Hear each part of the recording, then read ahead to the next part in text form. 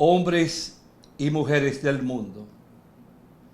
En República Dominicana parece ser que el sol murió, no brilla, y la luna ha dejado de ser bella cuando es llena en particular. Ya no hay forma que los poetas puedan inspirarse en nuestro país. Quiero que sepas que vivimos de escándalo en escándalo, de noticias duras, feas, que provocan alteración en la mente y en el ánimo de hombres y mujeres que residimos o habitamos en esta tierra. Ante todo, debo decirte que para el año 350, antes de nacer Cristo, una ciudad llamada Atenas se convirtió en el centro cultural del mundo griego, o sea, Grecia. En Atenas se iba desarrollando una democracia, pero con asamblea popular y tribunales de justicia, integrados por la población misma, o sea, por los ciudadanos y ciudadanas. La asamblea popular en Grecia para ese entonces era la reunión de los habitantes de un lugar. Todo se sometía a la aprobación o desaprobación de la asamblea. Los tribunales de justicia se integraban teniendo como jurado al propio pueblo. 100, 500, 1000, 2000 jueces o jurado. Por eso la muerte del gran sabio Sócrates, que fue un hombre extraordinario, un gran pensador, que no dejó nada por escrito, porque él conversaba con el pueblo, conversaciones que hacía a través de preguntas.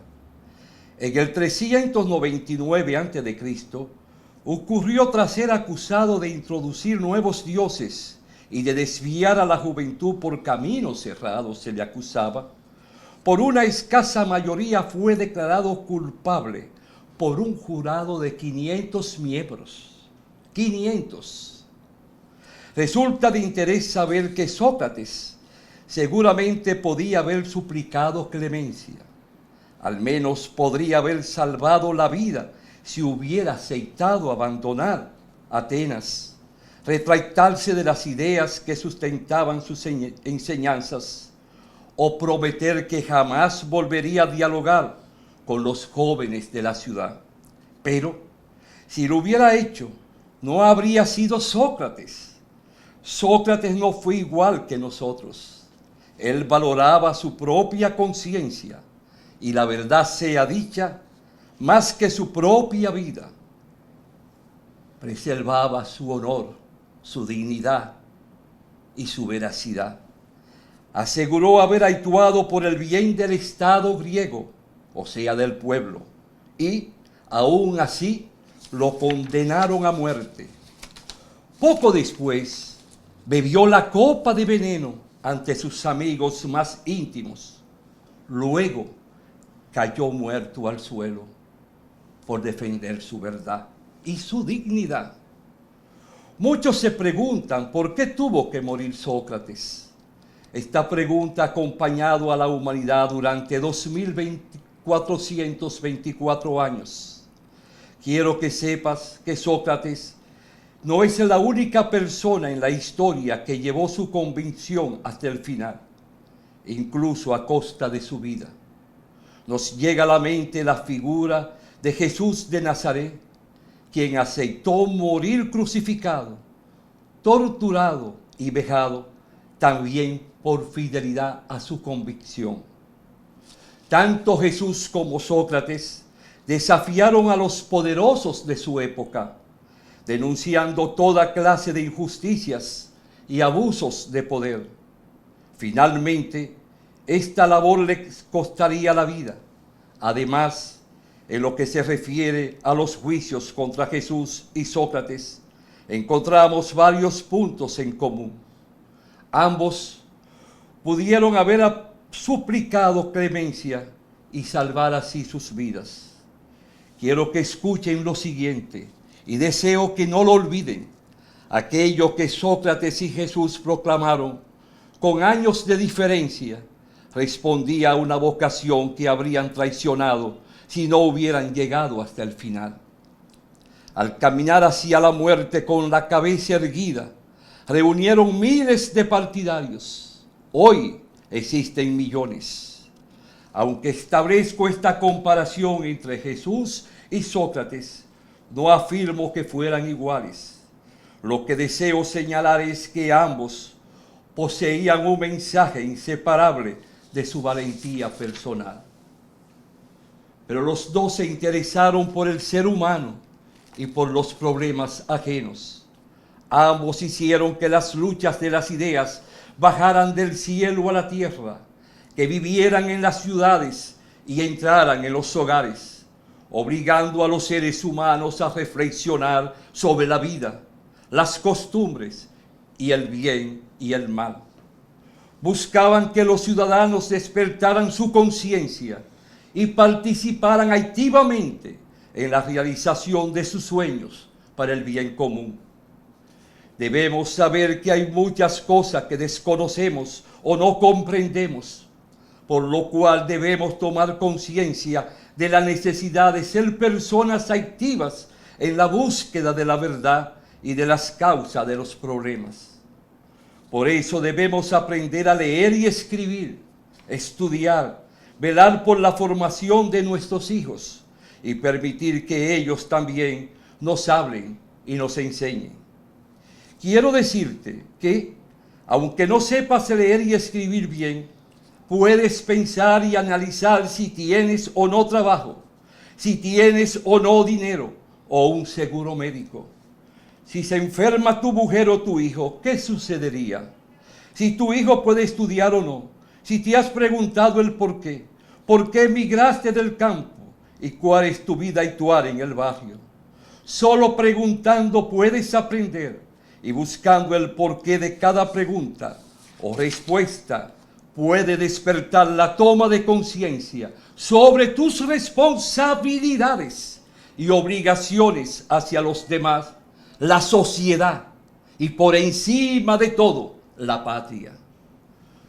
Cuando digo por encima de todo es que hay que buscar una base firme para el conocimiento y esa base se encuentra en la razón humana, con su profunda confianza en la capacidad de aprender a razonar. Para ello es necesario adentrarse en los hechos y en las causas de cada suceso. No olvides que quien sabe lo que es bueno también tiende a hacer el bien. Esto significa que los conocimientos correctos conducen a acciones correctas y solo quien actúa así se convierte en un ser íntegro. Cuando actuamos mal es porque desconocemos otra cosa. Por eso es tan importante ampliar nuestros conocimientos.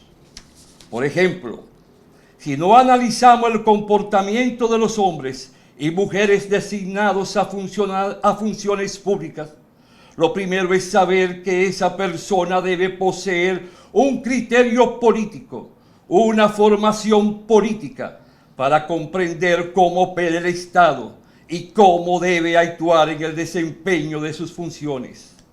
Debe saber que se le designa para ser un servidor del pueblo, para defenderlo, educarlo, recibirlo con respeto, orientarlo en sus inquietudes, para ser garante del patrimonio público, proteger cada peso que se paga por impuestos, ser leal y serio en el manejo de esos recursos, distribuirlos según el presupuesto y los planes o programas, mantener informado al pueblo, comunicarse con él y escucharlo, por encima de todo, para el bien de todos, primero los pobres. Todo ser humano, especialmente quien es elegido para administrar y dirigir el patrimonio y los derechos de un pueblo, debe recordar, como enseñó el gran Sócrates, que es imposible ser feliz si no se actúa conforme a las propias convicciones. Y quien sabe cómo alcanzar la felicidad, procurará hacerlo. Por ello, Quien sabe lo que está bien, también hará el bien, pues nadie desea ser infeliz. Me pregunto, ¿puede un funcionario o alguien que representa a otros y maneja recursos económicos vivir feliz y constantemente hace cosas que sabe que no están bien? Hay muchos que roban o hablan mal de los demás.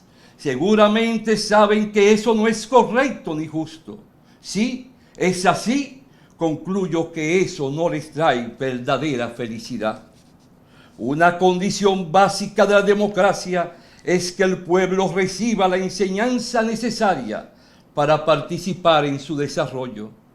También hoy sabemos que una democracia joven requiere que el pueblo reciba buena educación, enseñarle a pensar, a tomar conciencia de lo bueno y lo malo, a expresarse, a adoptar una postura crítica ante los vicios y conductas de otros.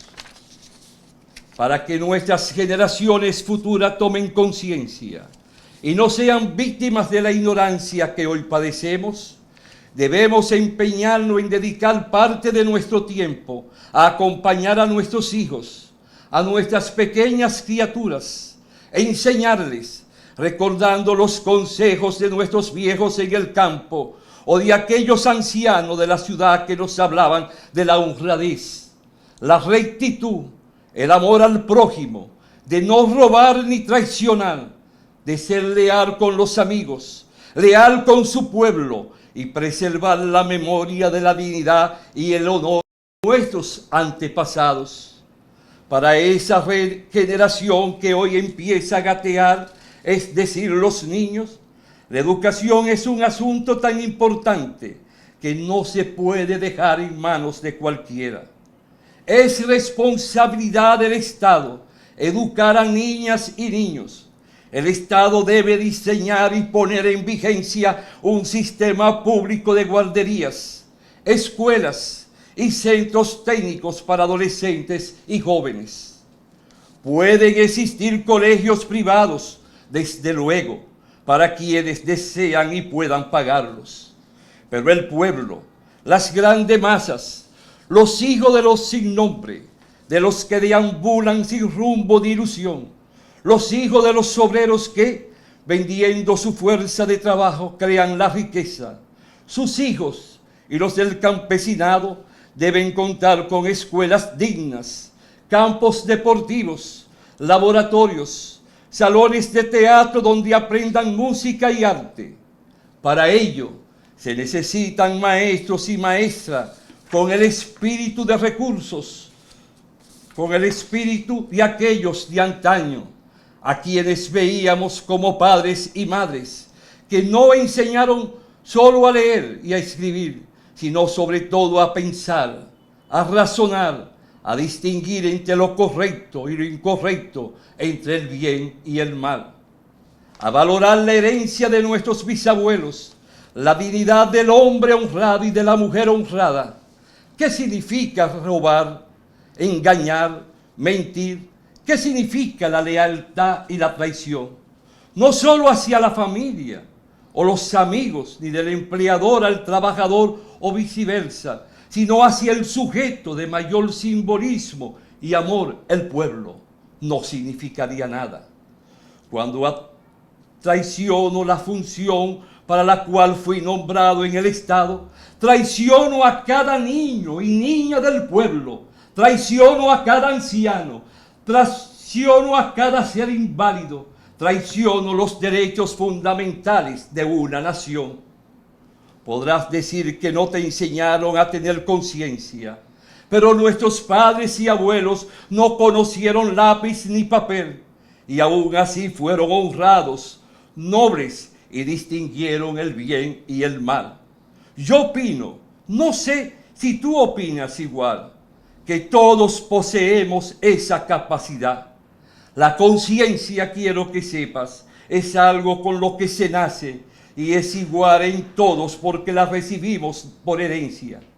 Aquellos viejitos arrugados a los 40 y 50 años nos hablaban del respeto, la lealtad, el honor, la pureza y por encima de todo del amor.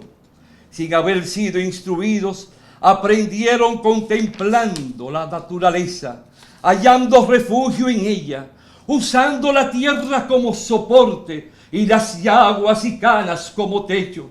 Supieron tomar el agua de los ríos, proteger cada árbol y cada mata de aguacate o naranja, criar sus chivitas y becerras hasta verlas parir, alimentar a sus hijos con su leche, aprovechar cada pulgada de tierra para cultivar tomates, lechugas o guandules. Lloraron millones de lágrimas ante la pobreza y la impotencia de no poder alimentar a sus criaturas, pero nunca robaron, nunca mataron, ni pusieron en juego la honra.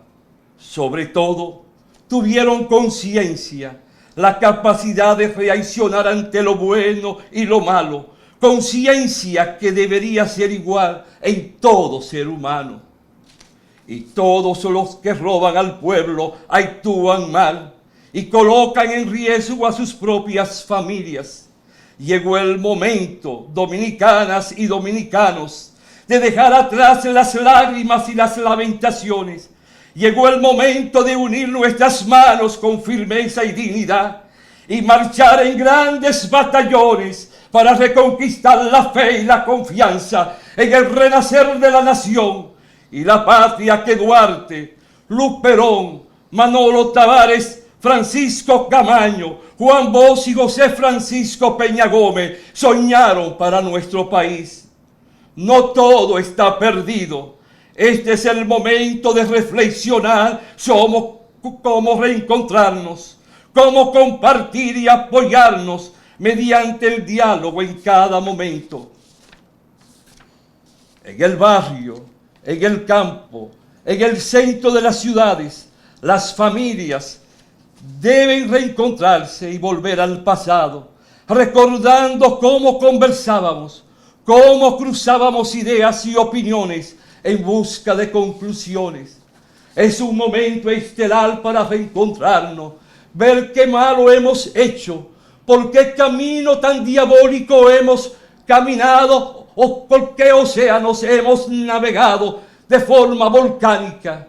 Es el momento de sentirnos seguros de sí mismo y saber que hay patria que debe de renacer como los sueños del ayer, como aquellos titanes que dieron su vida, derramaron su sangre en esta tierra para que nuestros hijos puedan respirar aire de libertad, aire de orgullo de sentirse dominicano, donde cada peso, cada centavo simbolice la respuesta de un medicamento, sea la expresión de la compra de una tiza, de un pizarrón, de buenos sueldos para nuestros maestros, que podamos llenar nuestros campos y barrios y ciudades de biblioteca, podamos llenarnos de libros y los libros sean nuestros aliados, nuestros compañeros al dormir y al despertar, nutrir nuestra mente de sabiduría como aquellos sabios del ayer y podamos caminar aportando ideas, siempre junto a un pueblo, abrazándonos a un pueblo y comprendiendo cada funcionario con el pueblo todo, sin el pueblo nada.